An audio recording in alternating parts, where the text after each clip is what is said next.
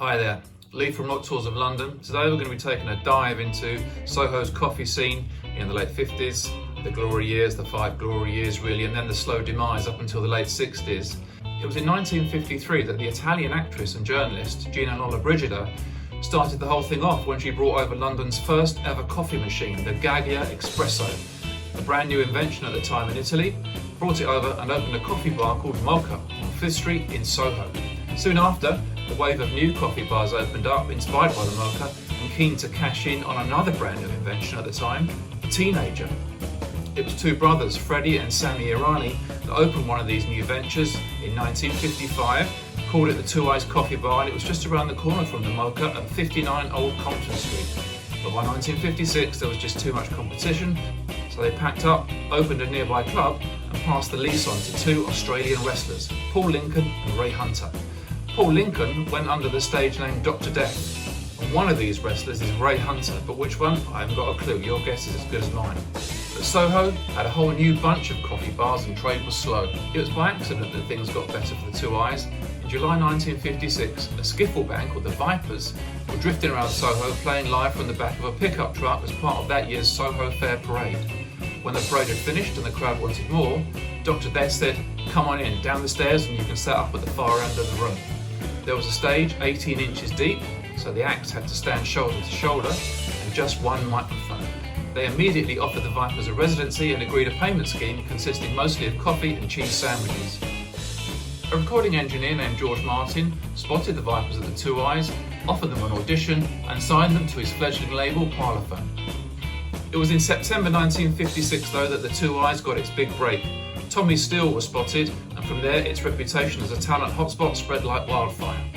London had no shortage of skiffle acts, the new sounds from New Orleans, brought over by jazz musician Ken Collier, and they all wanted to play here. Still though, the cash register went largely untroubled, with teenagers making one cappuccino last the whole evening, so a £1 entry fee was introduced. Soon the Two Eyes Coffee Bar became a showcase, and it was like a cattle market for young hopefuls. Singers looking for a band, bands looking for a singer, agents looking for a booking, producers looking for the next big thing, and managers thinking, if only the singer had a different name. Here are just some of the names that lit up the Two Eyes basement between 1956 and 1963, before the Beatles and the Rolling Stones came along, bringing big business with them. Johnny Kidd and the Pirates. Kidd wrote their big hit, Shaking All Over, in the basement of a nearby coffee bar on Berwick Street, Freight Train, run by Chas McDevitt and Nancy Whiskey. Vince Eager, real name Roy Taylor, from the Larry Parnes stable. The Most Brothers featuring Mickey Most, singer turned businessman. He'd worked the tables at the Two Eyes as well. That's where he'd met Peter Grant, who turned into a business partner. Peter Grant will come to. Billy Fury, real name Ron Wycherley, singer, songwriter and actor, and usually for the time, he wrote many of his own songs. Cliff Richard, real name Harry Webb, singer and actor. He picked up his first band, the Drifters, downstairs at the Two Eyes. Lonnie Donegan, Scottish singer and songwriter, arguably the most influential British musician of all time. Much too long a story for this post, I'll tackle that when I get to do Decca Studios. Adam Faith, real name Terry White, singer and actor, just one word, Budgie. Sweet Gene Vincent, real name Vince Craddock, American singer and songwriter. He wrote Bebopalula, imagine that. He wrote a song that starts, well, Bebopaluna, she's my baby. Divine. Georgie Fame, real name Clive Powell, singer and musician.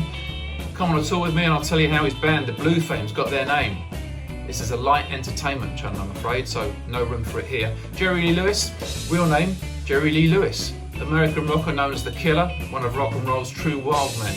Marty Wilde, real name Red Smith, singer, songwriter and father to singer Kim Wilde. The Outlaws, an instrumental group put together by Joe Meek featuring Richie Blackmore, later of Deep Purple and Rainbow, Chas Hodges, later of Chas and Dave, and that drummer there, well that's Bobby Graham, who played on many of the early Kinks singles. Screaming Lord Sutch, real name David Sutch, singer and serial political nutcase. He had lots of heavy friends despite dressing up as Jack the Ripper. Terry Dean, real name Terry Williams, had a few hits in the late 50s but went a bit bonkers on the shandy. He was forced into national service and married loads at times, most recently to an Italian countess. Tony Sheridan, real name Tony McGinnity, singer, songwriter, got caught up with the Beatles in Hamburg somehow, going under the name The Beat Brothers. Vince Taylor, real name Brian Holden, singer, songwriter, born in London but pretended to be American. Here he is giving it the full Elvis Presley. He gave David Bowie part of the idea for Ziggy Stardust, and he had the Clash cover his brand new Cadillac. Wee Willie Harris, real name Charlie Harris, singer and musician, 5'2". The Beatles were big fans of his, and as far as the jury was concerned, he was a reason to be cheerful. And some of the managers hanging around. Larry Parnes, nicknamed Parnes, Shillings and Pence, who ran the largest stable of acts, mostly with names he'd pinned on them. Don Arden, who looked after Jerry Lee Lewis, Little Richard, The Small Faces, and later on ELO and Black Sabbath. And TV executive Jack Good, who looked after Tommy Steele, Cliff Richard and Billy Fury. On top of that, many staff members sprung out from the Two Eyes and onto bigger things. Future Led Zeppelin manager Peter Grant worked on the door. How much door would have been visible though? Not too sure. He was 6'5" and weighed in at 400 pounds. He was also a wrestler and an actor. You can catch him in all sorts of screen favourites, from the Guns of Navarone to Carry On Columbus. I think this is a scene from the Guns of Navarone. Mark Bolan's mum got him a job working on the cloakroom. She had a flower stall in nearby Berwick Street Market and wanted her little Mark to keep himself busy. Lionel Bart was working the tables before writing early hits for Tommy Steele and then the soundtrack to the film Oliver. Future Rolling Stones manager Andrew Loog Oldham had a short stint as a general runaround on 2 and 6 a night. And if you've ever wondered exactly where it was that Rory Blackwell set his non-stop drumming record in 1960, well, it was the Two Eyes. He drummed for 12 hours without a break. The hand jive? Well, according to the Two Eyes, that's where it started. Dancing on the spot was the only way to go in the tiny space downstairs. But by 1968, the coffee machine had run out of steam and the Two Eyes closed for good, having been a springboard to success for many artists and leaving behind a coffee bar legacy that no other coffee bar can get anywhere near. Thanks for watching.